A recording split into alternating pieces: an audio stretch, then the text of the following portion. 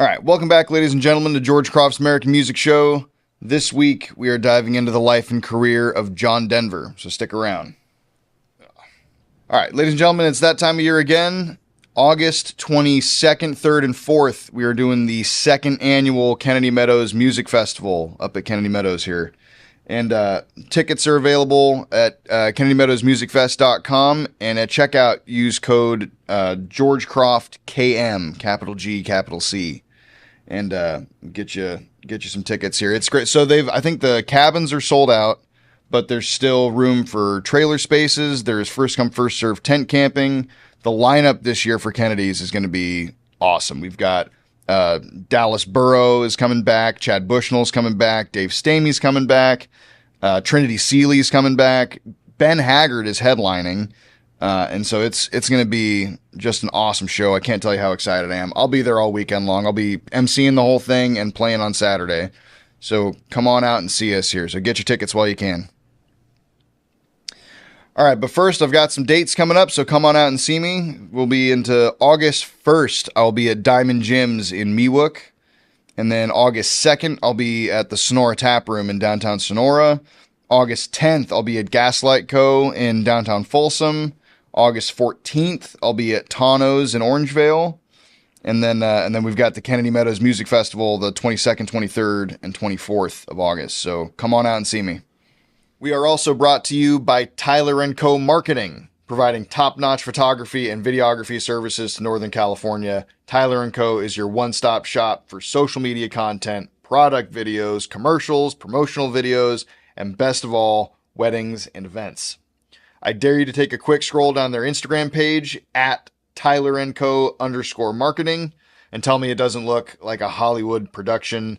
If you want people to ask you who the executive producer of your wedding was, call Tyler & Co. If you want it to look like you got paid just to be in your wedding photos, call Tyler & Co. If you want the video of your first dance to look like it qualified you for the Screen Actors Guild, call Tyler & Co. And best of all, your future father-in-law is going to forgive you for everything. Everything. When he finds out how much money you're saving him on this wedding by using Tyler & Co. Marketing to capture your big day.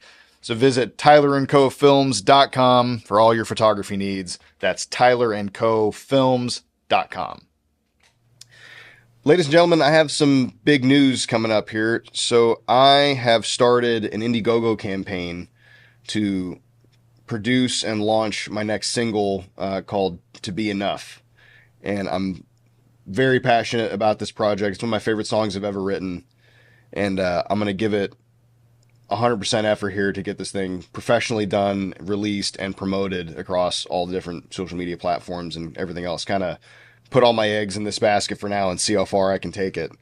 But for that to work, I need public support, and that can be found on my Indiegogo page, which can be found on my Linktree, which is through either my TikTok or Instagram account. If you go to my links, my Indiegogo campaign is the top one.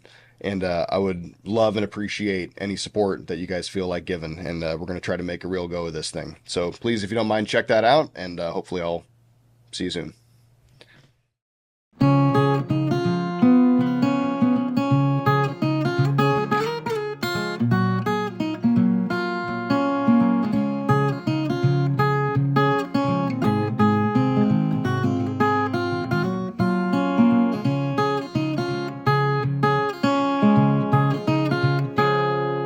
All right, so John Denver is another character whose career was cut, shorter than, it could have been. But it's got, honestly, the overall arch of the story is kind of one of a peak of success and then a guy that kind of burns out over the course of a bunch of years, leading up to his death. But yeah, so he's born in 1943. I think he's born in Roswell, New Mexico. His dad was in the Air Force at the time. And his dad actually was like this really interesting character. He's just he sets a bunch of, I guess flight speed records and some new planes at the time, and he was involved somehow in the shipping of parts necessary for like the bombing of Hiroshima, I guess. But anyway, he had his own kind of notable career, and he was kind of just a force of nature by all accounts here. John's dad was he was he was a big and kind of like alpha type dude, and their relationship is one that you might expect. It's, and especially when John's younger, he's kind of the quiet, poetic, artsy kid, and this kind of big, loud alpha dad character. But I mean, they do, obviously there's a lot of love there, and it doesn't ever seem like there was any, like, he wasn't abusive or anything. It was just a dad that was really hard on John. So he was born Henry Deutschendorf. So his dad's name was, they called him Dutch. And John Denver kept that name, Henry Deutschendorf. I think he started going by John pretty early. But even when he starts, when he hits the LA scene initially, he tries to keep that name until it's like, he's told by close friends that that's not going to work. But so, until his, early 20s, he's going around as, John Deutschendorf or Henry Deutschendorf. And, but anyway, so his childhood, he's a pretty classic Air Force brat where they're moving around all the time. And so he has a lot of trouble on the friend making front. But I think when he was 11 years old, his grandma gave him a Martin guitar from like 1910 or something. It was like a really old Martin guitar. And it was Gibson. Sorry, it was a 1910 Gibson guitar. And so, he starts teaching himself how to play guitar, and he just dives right into it. I mean, he all of his emotional angst and all of his inability to kind of connect with people in the world, he works that out through just pouring himself into his guitar and his poem writing and songwriting. And that actually kind of has the funny effect of sort of helping solve the friend problem at school. Like he tells a story about like somehow one of his teachers caught wind that he was playing guitar at home and just kind of told him, hey, bring it to school one day. And so he did, like a week later or something. And it went well enough that like kids start talking to him in the hallway, and it kind of helps break the ice in this school that he hadn't been in that long. And so not only was guitar playing an escape from his emotional turmoil, it suddenly became like this social key that like allowed him into groups that he had not been in before. And he realized that people liked his art enough. And so it really kind of helped with his confidence. And, at one point, I think when he was 16, like I said, his dad was pretty hard on him all the time. And and so one episode of rebellion was when John's like 16, he just runs away from home and moves to LA, or tries to move to LA. But he ends up they had friends in LA. And so, when he finally does call home, he's like, no, I'm just going to stay with those people and look for a job. And his parents sort of John Denver's dad is this interesting character because the way he's described by people is this like no nonsense, big, like hard man raising man kind of thing. But then at every turn here where he really has the opportunity to just put the screws to John and just tell him how wrong he is about everything, he doesn't take any of these opportunities. So it's like on every small thing, he's this hard-nosed dude and kind of really trying to coach John through stuff. But when there's a big moment where John finally has a breaking point, his dad is just like, all right, man, like I'll be there. Like in this case, when his son, who just ran away from home and freaked everybody out, finally calls him, his dad's reaction is, okay, if that doesn't work, I'll fly out there and come get you. You just tell me like what you want, which is oddly sweet for what I had read of this guy up to that point. And that does happen. So, a few weeks later, Dutch hops on his buddy's plane. And like I said, Dutch is a professional pilot. Like he flew in the Air Force and he flew professionally after. So it's no big deal for him to like hop on a friend's plane, show up in LA to collect his kid. And John's brother kind of talked about that with like a little bit of like, hey, what the hell in his voice. Cause John's dad flies out there and like takes John to Disneyland, and like they have this cool little like father and son bonding trip out of the deal, when it was like John ran away from home to pull this off. But anyway, his his first, trip to LA, pretty short-lived. He ends up back at home. And, but he continues on here. And then in, let's see here, 1961. So he is in Lubbock, Texas. He's going to Texas Tech because he's still trying to, he knows he wants to do music, but his parents are trying to get him to keep other doors open. So, let's see here. I can't remember what he was studying, architecture, I think, at Texas Tech, just as because that's what his parents wanted him to do. But he's also playing in whatever bands he can, get around. And he ends up as part of a group called the Alpine Trio, and they're just playing like local clubs and gigs wherever he can get in. But in 1963, he decides, I came back, I gave it an extra shot, and this isn't doing it for me. I'm done. I'm going to Los Angeles to do music. And so at that point, his dad does send him a letter, sort of like just chewing him up and down about how this is a bad idea and he should finish school. But then at the end of the letter, he's kind of like, but if this is what you're going to do, I'll support you all the way. Like, so it's the same kind of thing where it's like talks big initially.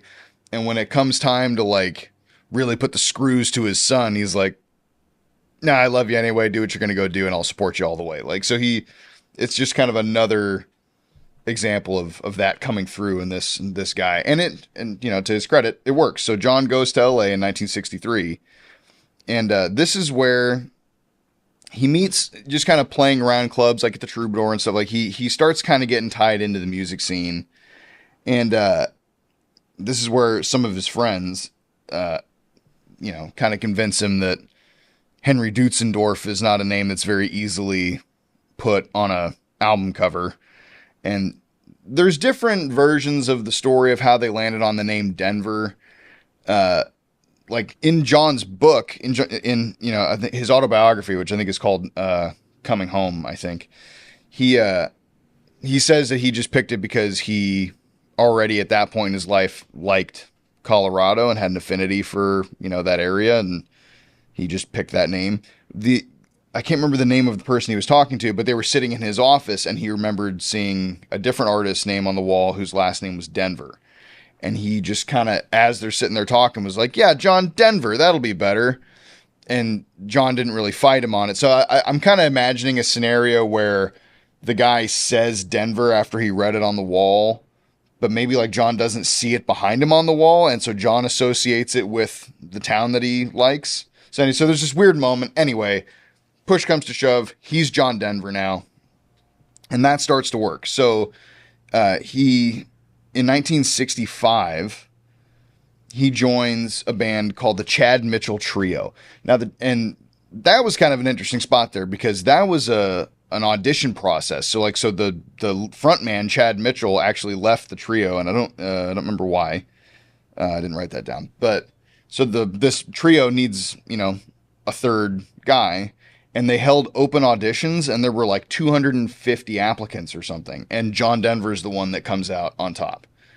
And so this is his first foot in the door to the LA music scene for real, because this trio, like, they're on TV, they're touring college campuses, they have, a record deal, like they're kind of professionally working at the next level from where John had been. So this is a real breakthrough for him, because the Chad Mitchell Trio had a lot of overlap as far as like management, and their producer, a guy named Milt O'Coon, was also the producer for Peter, Paul, and Mary, who were they were off already experiencing success of their own at the time. And so, so the Chad Mitchell Trio, though, is really funny. They did a bunch of like satirical. They were like a political satire group almost. Like there's like, you go back, it's really funny to watch now because they're singing satirical songs about like the KKK and like, just kind of their funny, well-written like jabs at the far right in America at the time. And it's pretty funny to go back and look at now. But anyway, and that's going pretty well for him. But John's also still writing, his own songs. Like that's his intention, is he wants to write his own stuff. And so when he gets his foot in the door and this guy, Milt O'Coon, is around, he hears John's. So John wrote this song that he called Babe, I Hate to Go. And Milt O'Coon hears it, thinks it's great, pitches it to Peter, Paul, and Mary. They love it and they record it, but they change the name to Leaving on a Jet Plane, which it sounds like O'Coon's the one that came up with the idea for the name change, because John Denver wasn't super excited about it because he's like, that's the third line in the chorus. Like, why is that going to be the title? But it works, you know, and it seems natural enough that nobody that I know now ever questions the title of that song. Like, that's exactly what it's supposed to be. So anyway, Peter, Paul, and Mary release Leaving on a Jet Plane, and it does really well for them.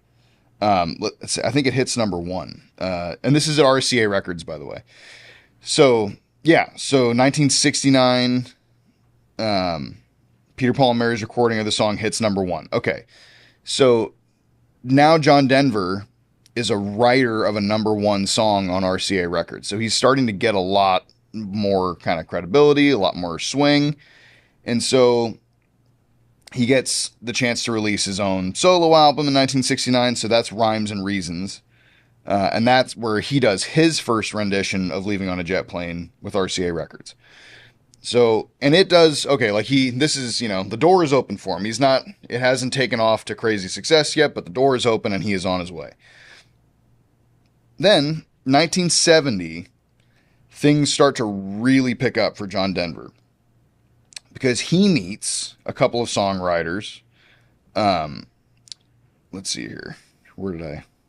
It's Bill Danoff and, Taffy Nivert is the other. And there are a couple at the time. And so this writing duo had been driving around, I think in like Rhode Island or New Hampshire, so somewhere on the East Coast. But they write Take Me Home Country Roads, and they picked the state West Virginia just because it rhymed better. It just worked with the flow of the song. None of them had been there, and they weren't even like, so the imagery in their heads is like Rhode Island or something, but they use West Virginia because that's just what the muse called for. And like, I don't think John Denver had ever been to West Virginia at this point. The song later becomes like the state song of West Virginia or something. Like, it's, oh no, that might not be true. It's definitely iconically related to West Virginia. Rocky Mountain High becomes the state song for Colorado. I think that's the only state song he's got under his belt, but I'll have to double check that. But anyway, Take Me Home Country Roads, you know, Bill Danoff and Taffy Nivert, pitch it to John Denver before it's even really finished yet. And they're at John's house at one point, and, you know, John loves the song. They start kind of tweaking it here and there. And, you know, depending on who you're talking to, John Denver makes it sound like the song was like half finished and they stayed up all night tweaking it. And then, you know, in the morning they had the song, and that's why he's listed as a co-writer. You know, I think it was Bill Danoff at one point made it sound more like the song was done. He changed a couple of phrasings, but like it was basically there. So how much impact John Denver had on the song is kind of debated, but he's listed as a co-writer, and it goes on to just shoot that dude into the stars, and he's on his way. And so that was 1971 that he records Take Me Home Country Roads. And, I skipped over a part here where he gets married. Back in 1967, when John Denver is still with the Chad Mitchell Trio, he actually gets married to a lady named Annie Martell. And so he goes on to write like Annie's Song, you know, this is for Annie Martell. And, a lot of it. So if you look at John Denver's discography and the songs he's writing, they're just a story of the attitude of his life at the time. So he's kind of an open book. Like, so when you can kind of see where his divorces are coming and where things are going well and when things aren't, that kind of thing. Like, you can kind of map that out by looking at when he writes these songs. But anyway, so he gets married in 1967 when he's part of that trio. And then Annie's with him through all of that success, like through the Peter, Paul, and Mary stuff and through, Take Me Home Country Roads gets written. And let's see here. So that's 1971 that Poems, Prayers, and Promises came out. And just it's like Take Me Home Country Roads is on Poems, Prayers, and Promises. It launches him into stardom, followed up quickly in 1972, where he releases Rocky Mountain High. Now, Rocky Mountain High was written when, so like I said, he and his wife moved to Aspen, Colorado. They bought some property and they're working on building their house. They had gone with some friends on a camping trip where there was a meteor shower happening. And the plan was they all hiked out to like 10,000 feet plus or something. And, they were camping way above light pollution and like right at the tree line kind of thing to watch this crazy meteor shower. And it goes about as good as you could have ever hoped a meteor shower to go. Like they're having this, that whole group of friends has this crazy experience of being able to see just giant shooting stars ripping through, the skyline.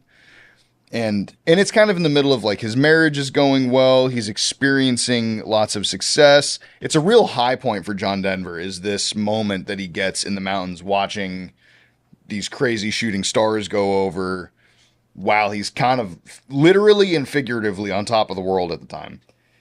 And so that's where he writes the song Rocky Mountain High, because that's the line, I've seen it raining fire in the sky, is he's referring to this meteor shower that he's just experiencing up there. And really, that song cements him as a big deal.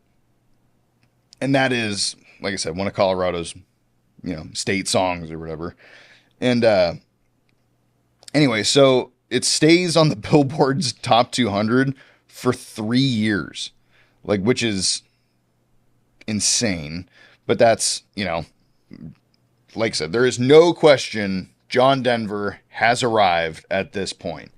And now he also, now that some success is pouring in and all of a sudden he's not worried about money anymore, his attention starts to go to peripheral issues. So it's kind of a lot like Chris Christopherson, like we talked about, just loved an underdog and he would find causes to attach himself to and work towards. I will say that John Denver seems to have, what Chris Christopherson was doing, John Denver just poured gas on it. He was really involved with a bunch of different charities and a bunch of different foundations and a bunch of different projects. He's doing trips to Africa. He's doing he's all over the place. And to the point where it actually starts to take away from his career later, his priorities kind of switch. But anyway, this is where we start to get the first time where he has enough space and financial freedom to even worry about that kind of thing. Let's see here. 1974, he's named Poet Laureate of Colorado, which is Colorado just adopted this dude. And even though he's not from there, when he decides to live in Aspen and write songs about it, he's an official Coloradoan. But, so 1975, this is where he starts to branch out into TV a little bit. So, he releases Wind Song, which reaches number 1.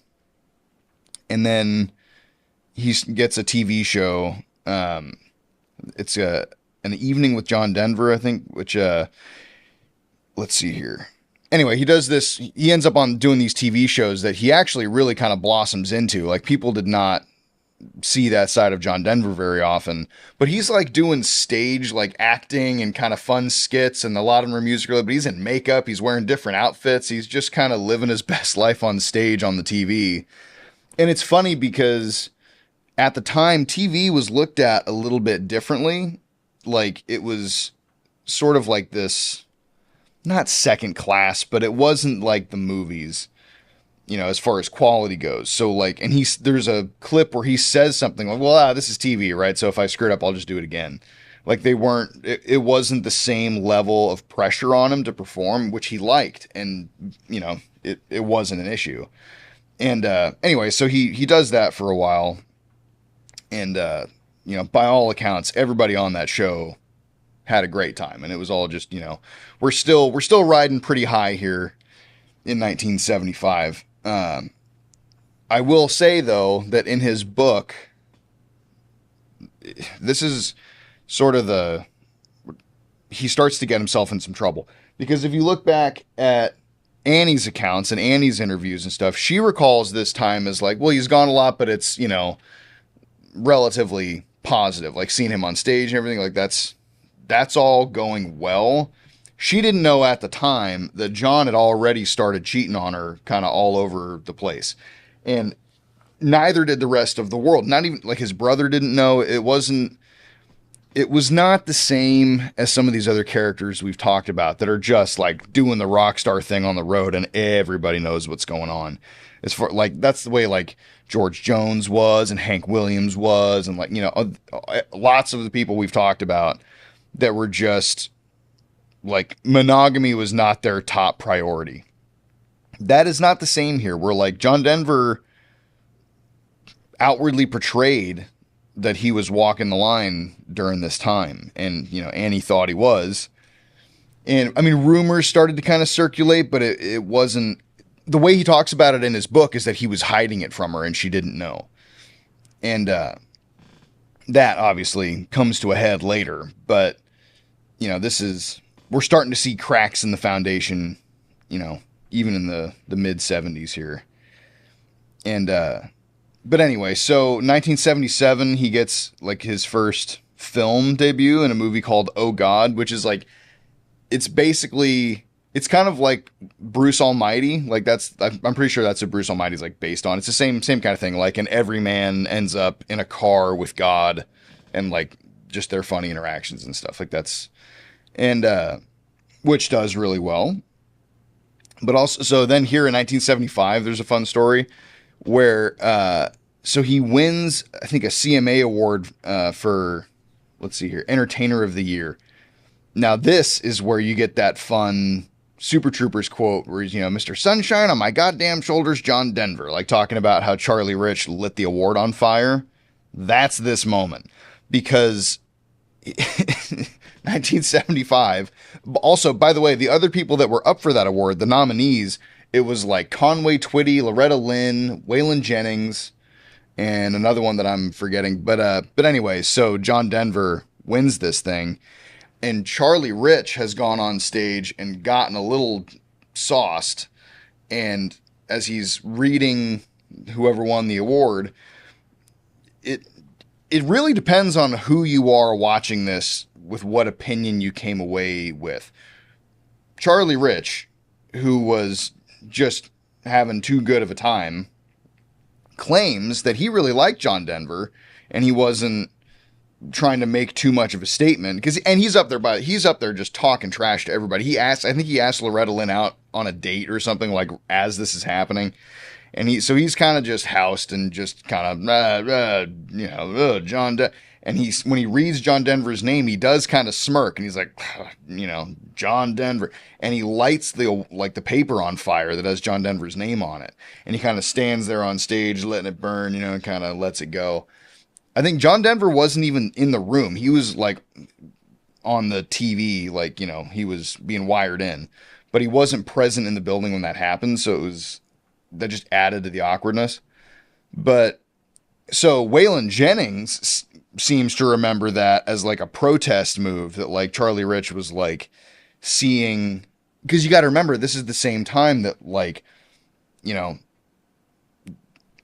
Yoakam and Buck Owens, like in Bakersfield, like that's the move to Bakersfield especially for Dwight Yoakam is he's avoiding Nashville because there's too much of this new pop country stuff going on with guys like John Denver and others that we've talked about, like Kenny Rogers, especially. Like this is when Kenny Rogers is knee deep into working, with the Bee Gees that are writing all his albums. And like, so country music is going through a real shift in this span of a few years here. And so some people are really not happy about it. And those people would include Waylon Jennings and, a few of these other kind of old guard country music guys. So when Charlie Rich lights John Denver's award on fire, or not, he doesn't light the award on fire, but he lights the name paper on fire, Waylon is tickled by that because that's kind of right up his alley as a protest move. But Charlie Rich, like I said, Charlie Rich even tried to apologize to John Denver later, like, but they just missed each other somehow. But he did intend to like go to him and apologize because he didn't mean for it to be this, big controversial thing. But anyway, John Denver wins the CMA Artist of the Year or whatever, and adds another, feather in his cap here. And like I said, so this is, he's also pedal to the metal on his causes here, though. So he co-founds the WinStar Foundation, which is like he's in this interesting position where he's talking to presidents of the United States about environmental issues. Like he's calling up Jimmy Carter and talking to him about stuff. And, and he gets involved too. Like later, they adopt a couple of children, and that was, let's see here, I think that was 1974 that happened. Let me go back and look. Because early on, John Denver had been told that he was sterile. So him and Annie had initially tried to have kids. They were told that was not possible. They were told by doctors, you're not going to have kids of your own. And that did, that bothered him a lot. But so they kind of take it in stride and they decide to adopt a couple of kids. And that's, that goes well. And that's another kind of peak of happiness initially is when they adopt their first son. Their first son's name was Zachary. And so what's funny is like, depending on when you look him up, different names will come up, but they go by Deutschendorf. Like so John Denver's kind of separated his personal life out from his stage name. And so his kids are, Deutschendorfs. So, they adopt Zachary in 1974. And then 2 years later, they adopt another, a girl named Anna Kate. And so John's got this young family at home in the late 70s. But his work and his success, everything is pulling him out onto the road, and he's starting to slip on the, substance abuse and infidelity front. And at the time, so when you listen to his book now, it's just kind of, he's really open about it. He talks about like how he didn't see it as a betrayal at the time, and that like now he later came to realize how hurtful it was to his wife. But that at the time he was just out there kind of living his best life and the drug use, because they were doing it, acid, and they were, smoking a ton of pot, and they were doing, alcohol obviously was a real big issue, but it didn't affect his career at all. And this is when he's on TV, he's this outwardly facing, very clean, he's on kids shows. He's on, like he's doing the Muppets, and he's, got this really clean, outwardly facing act. And everybody thought of him as this clean image guy. So even when he releases his book, which I think was in like 1990 or something, it shocked his fans. Like when you read it now, it's like, oh, okay, rock star guy was doing rock star stuff. That makes sense. When it came out, it was a real shock to his fan base. It kind of shattered this good boy image that he had. And because he's just right out there talking about it. Like he's not pulling any punches. He's talking about what drugs he was on and how his drinking was a problem, and kind of. Now, to be fair, he was nowhere near the shape that guys like George Jones and Waylon Jennings were in. This was not. He was more on the hippie side, smoking a bunch of pot, doing a bunch of psychedelics. He did use cocaine, but it didn't get like to where it was running his life that same way. It was, that part seems to have been a little more contained than in some other artists we've talked about in the past. But all of that put together, his marriage does fall apart. And, that's, to hear his version of it is, lots of things pulled them apart. It sounds like they really did just have like the normal issues that a marriage would have had anyway. It just wasn't helped by his extracurricular activities. So like it was still, he was gone so much that she sort of developed her own life.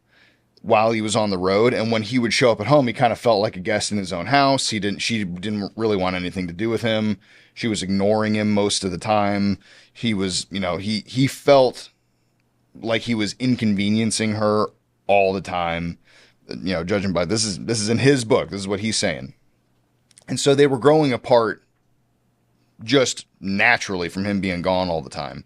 Then you add in drugs, running around on her, and alcohol, and the whole thing like that. You pour the gasoline on that fire, it comes apart, and they get divorced. Let's see here. I think in 1980 something, like the mid 80s. And it does not go well. So they were married from, let's see here, 1982. So in 1982, when his first marriage is unraveling, this is the part of the book that people would have really shocked people to know at the time. And like his drug use and alcohol stuff was one thing, but there comes a moment where, because you can imagine like when they built their house in Aspen, it was like their dream home that they built together, and this was like their spot. When they get divorced, he leaves, so she gets the house, and he has to like drop the kids off and pick them up, and he's around this all the time, and it becomes this real thing in his head about having to visit the house that he built, and he gets real resentful about it. And then one day, Annie makes a move, which who knows how spiteful she was being at the time, but she cuts down a grove of oak tree. And a grove might be a exaggeration. There's a few of these oak trees that were like on the walkway up to the house, and she cuts them all down. Now, why she did that, I don't know. Maybe she was just making room for other stuff. Maybe those trees die. Like, who knows why? But John pulls up one day for the kids, and he sees all of his favorite oak trees gone.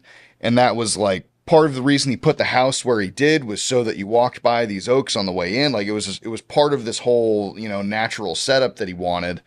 And he comes and finds out that his ex-wife got mad and cut all his trees down. So he stews on that for a while. And it was not immediate. Like he made this whole plan in his head about what he was going to do. And it goes pretty far off the rails because like a week later or something, he shows up when he knows the kids aren't there. The kids were like with a nanny or something, I think.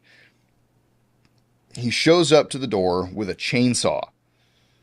And Annie is so caught off guard, she lets him in. Like she's just like, oh, like, because he's kind of he wasn't crazy mad when he got there. Well, at least he was hiding it pretty well. So he shows up at the door to his house with a chainsaw. His ex-wife opens the door. She lets him in. And the conversation devolves into a fight that ended with him picking her up by her throat and putting her on the kitchen cabinets. And he says that he, in that moment, caught himself, that he kind of had this moment of like, oh, I didn't think I could be that violent. He doesn't like go to hitting on her or anything, but he had her by the neck on the cabinets at one point. Then he stops himself, lets go, cranks up the chainsaw, cuts the corner off the dining room table because he knew that she was having dinner parties over there in his house that he built, and he resented her for, excluding him from all of that. So he takes a chunk off the dining room table, then he walks into the bedroom and he goes to chainsaw the bed in half, which was like some imagery, I guess, because there's something about like he hated the color of the bed that she picked, and he hated the way the room was set up, and he was making a symbolic gesture, I guess, but I mean, pretty violent and wild way to do it. But so he goes to cut the bed in half with his chainsaw. It gets like halfway across the bed and the sheets get jammed, and they stop the saw, and then he just kind of leaves, like, job done, did what I came here for. So just completely traumatizes Annie through this whole process. And and it, like I said, he doesn't really, even in his reading of it, like, because he reads his audiobook, You don't hear in his voice a bunch of shame here. You hear it as like this, oh yeah, this crazy thing I did when I was young, and it felt good to do at the time. It was just like, what do you call it, an adolescent triumph? But he doesn't seem to regret too much of that. You do hear some regret in his voice when he talks about grabbing Annie by the throat. That, you hear some in his voice there. But the chainsaw stuff and cutting the bed in half, he was just like, yeah, artistic expression, I guess. Like, he would do it again. I don't know. But, and, you know, Annie never called the cops or anything. She never, made a big deal over it. And, but, it's, and it was pretty well, like, tamped down. Like, this doesn't do a lot to damage his, public reputation at the time. Some word gets out, but it's not overly damaging until his book comes out. Like I said, when his book comes out in, 90, the image is perfectly shattered. So, but anyway, it's not, at the time, it's a little bit of a blip. And so he dives back into his touring schedule and his nonprofits and his charities that he's working with. Now, he is also at the same time on the work front experiencing a little bit of a dip. So like his record sales aren't really taking off that well, but his concert tickets are great. And the critics are really hard on him in this window here. Like nobody's cutting John Denver any slack because he's so artsy and he's so wordy and he's so they're describing him as corny and aloof and all this stuff. And like one of them, I think, had the funny, the end, after it just trashes him for a whole review at the very end, it was like, but the 18,000 people present seemed to enjoy it. So it's a sold out show to 18,000 people. And this, critic guy just roasts him the whole time. And it's like, yeah, but the 18,000 people liked it. So, but John Denver really resented that kind of thing because he, at least the way he said it, is that he was offended on behalf of his fan base because at this point people are using his music in their weddings and on their, for these big life events, people are really attached to his music. And so John Denver takes these bad reviews as an insult to his fans. And, which, fair enough. But anyway, so things are not going super great on the record sales front. And this is, so let's see here, we're approaching the late 80s here. Let's see. 1985. Oh, okay. 1985. This is where he does his tour of the Soviet Union.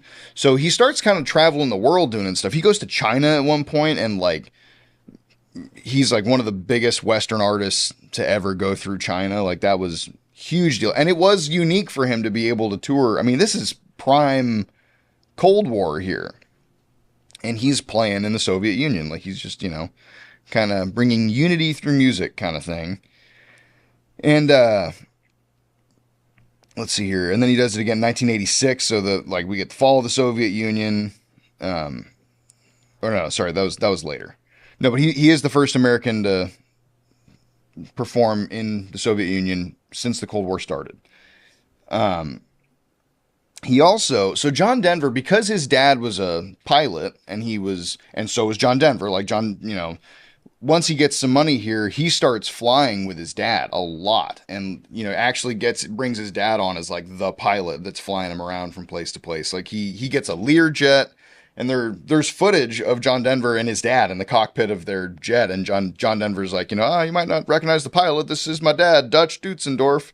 And they're kind of just up there together flying this plane. So they really, once John Denver claims his success, his relationship with his dad does get better almost immediately. His dad was really, nervous about him quitting school and doing it. And like I said, sent him that letter that was telling him it was a bad idea. But once he gets some success under his belt, they get much closer. And it sounds like this window of time, his relationship with his dad is the best that it's ever going to be.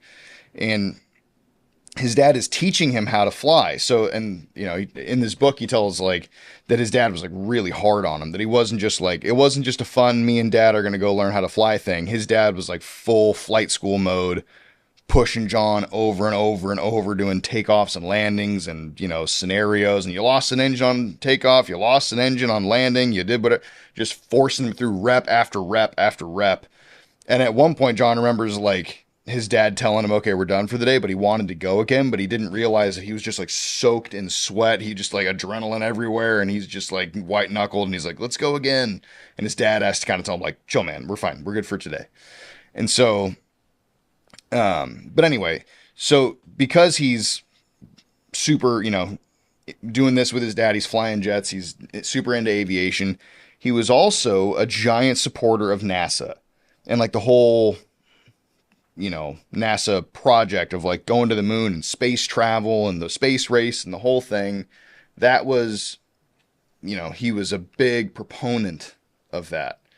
So much so, when the opportunity to send a civilian to space comes up, John volunteers. And there's a few other notable names that volunteer, like Walter Cronkite was one of them. Geraldo Rivera was one of them. Like a couple other of these, famous people were in the running. You had to go through all this physical and mental testing to even be a contestant for this thing, like the first civilian in space. John comes in second. The lady that came in first was Krista McAuliffe, I think is how you say her name. This is the Challenger disaster. So John missed the Challenger by 1 seat. It was almost John Denver in, whatever that was, 1986. And John Denver gets interviewed after that and was like, do you have any regrets, or do you have any, would you go again? And he's like, yeah, I'd go tomorrow. Like, this is not a reflection of the, he's kind of like, this stuff happens and we still have a great space program. He immediately jumps into like defending NASA. And when they ask him, would you still want to go? He's like, oh, I'd go tomorrow if they'd let me. Like, yeah, let's go. And so obviously they don't, but he was undeterred by the Challenger disaster. But he writes a song called Flying for Me. And they do this like commemorative album thing. And which the proceeds go to benefit, the families. But it wasn't some smashing giant success. It's some of his lesser known work, I guess. But anyway, so he ducks the Challenger disaster by a hair. And he continues with his charitable work. He does a charity show for like the Chernobyl victims, and some other stuff. 1988, he meets the Australian actress Cassandra Delaney. Now, the story there in his book, he tells like she describes walking into this hotel, I think it was a hotel bar after a party or something that she was either performing at, or she was like an up and coming singer in Australia at the time. And so she sees this guy come into the bar and she's kind of struck by him initially. And one of her friends tells her that's John Denver. And so she kind of goes, oh, okay, well, he's not, that's not an option if that's John Denver. She kind of thought of herself as kind of not at his level. John Denver notices her, but from his side of the story is he just notices this cute girl at the end of the bar in a white dress, but he doesn't approach her at all. And because he had something else going on, he was either on a date with somebody else, or there was something else going on in his head. And so he kind of notes her, but doesn't engage with her at all. Then his friend said something, oh, did you see the girl in the white? And he was like, oh yeah, but he doesn't say anything to like make it sound like he's going to pursue that. Well, she sends him a note through like the hotel concierge or something. Like she gets a note to John Denver that's like, I was the girl in the white dress kind of thing. And like, I'd love to go get dinner sometime. And John doesn't respond. His friend, who I can't remember which friend it was, but his friend is like, well, maybe I'll take her out to dinner. And once he hears that, he gets a little bit of jealousy going, and John's like, like maybe I do want to engage here. So she shows up to this dinner with this group of people, including John Denver and the friend that invited her. But John Denver ends up talking to her the whole time, and they end up hitting it off. And then they go out on their own, and then they start going on dates, and they start, they get married pretty quick after this. But But anyway, so their expectations from each other, it sounds like there was some rough water in this marriage almost immediately. Like, this is not like you know, George Jones and Nancy Jones kind of meet and now they're the missing pieces for each other and they live happily ever after. Like, that is not where we're at here. This is kind of a wild romance that, you know, they get married in a whirlwind and things are kind of, and they're both in show business. Like, they're both performers, and so their schedules take each other away from each other like pretty often. And so there's already some tension. But and there was like rumors of them, especially her, like John gets to feeling like she's cheating on him like pretty quick.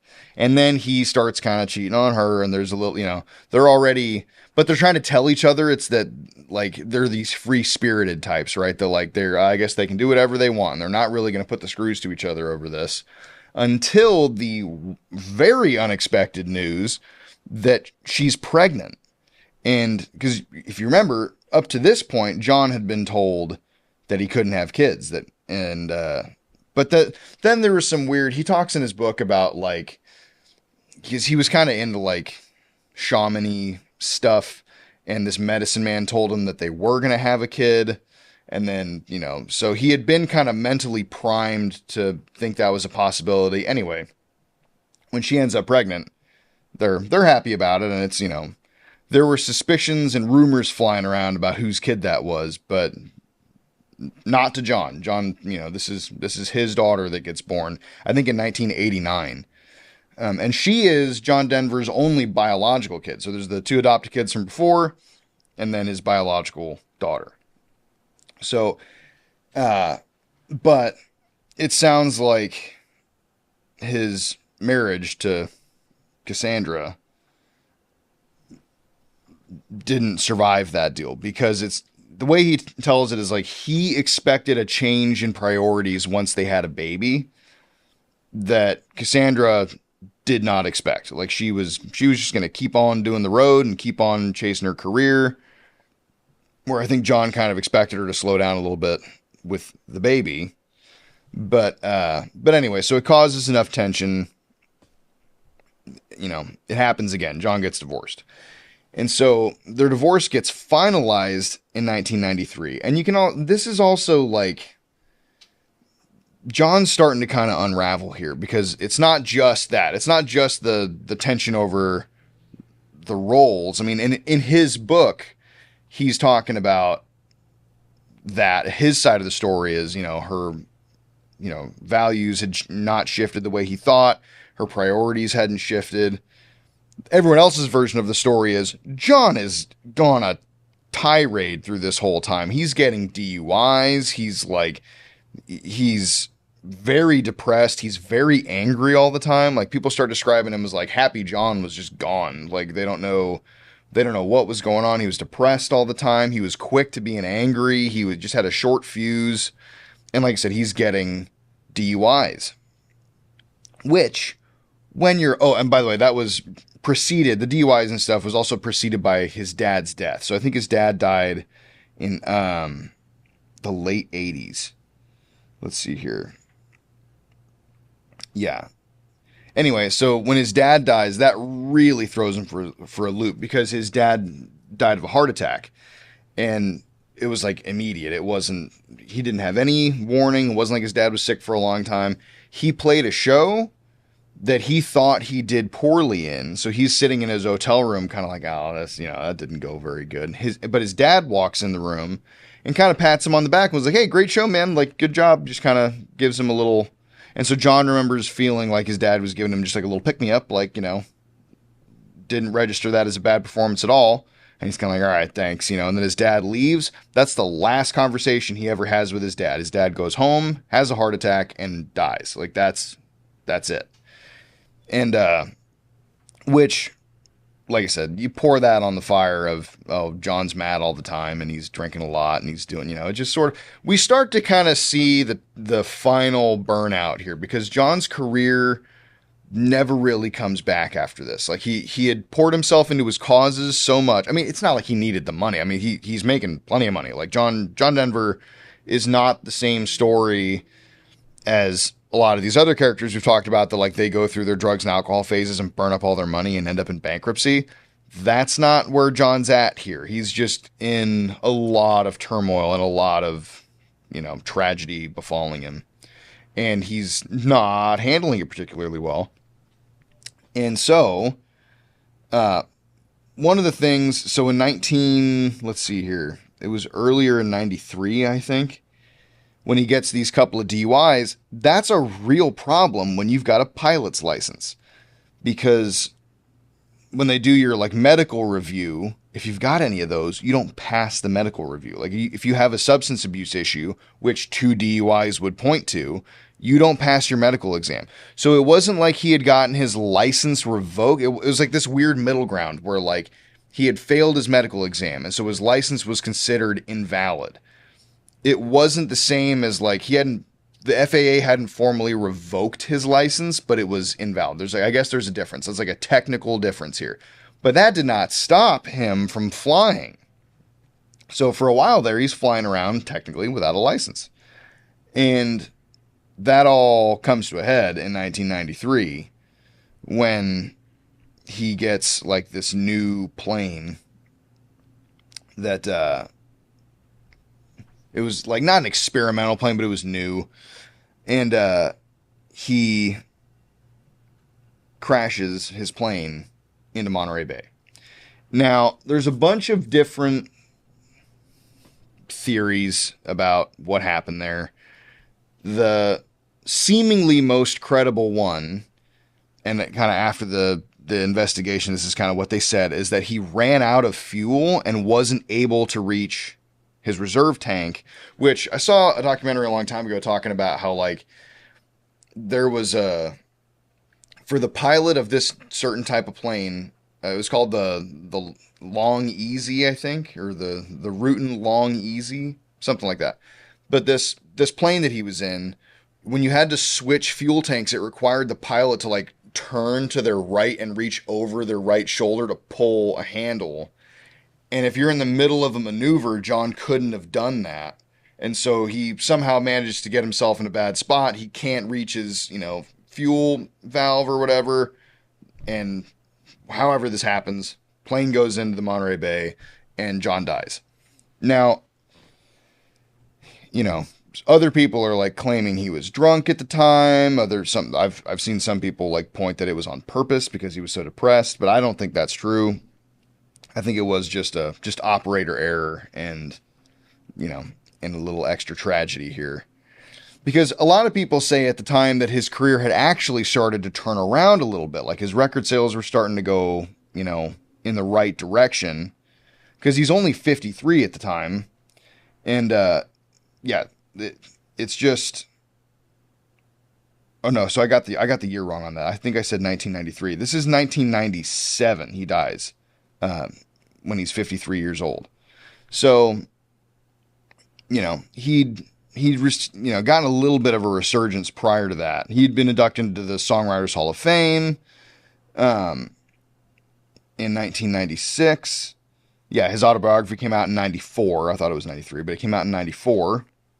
So he's getting some news and attention back here. But then, in 1997... when he's 53 years old, he crashes his plane. And let's see here. After he died, he gets a Grammy, Grammy Hall of Fame award for Take Me Home Country Roads. 2007, Colorado adopts Rocky Mountain High as the state song. 2011, he's inducted as the first member of the Colorado Music Hall of Fame. Oh, and then 2014, West Virginia adopts Take Me Home Country Roads as a state song. So he does have 2 state songs on his list here. I got that wrong earlier. But anyway, that's all posthumous awards and things like that. But so, like I said, after the death of his dad and his divorces and everything else, like John Denver he did kind of fizzle out there towards the end. It wasn't like, it wasn't like Marty Robbins or some of these other people we've talked about that were just like experiencing this, rocket of a career and then they're cut short. Like it's not, it does, I don't even think he had any posthumous songs come out, which has happened to a lot of the characters we talk about. Like when they die, when they're mid-career, they're usually working on something and that comes out after they die. That doesn't appear to be the case here. He didn't have any new material in the hopper that came out after he died. I mean, they still, there were, collection albums and greatest hits kind of things, and like, remastered, whatever. But there's no new work that comes out after he dies. So, but yeah, just a story of a guy that got as high as he could possibly get and then down to the very bottoms of low all in the same lifetime here. But a real, key dude in the story of American music and his impact, and like I said, he's going to bounce off a bunch of other people that we're going to do. So that's John Denver. So I hope you guys enjoyed it, and we'll see you next week.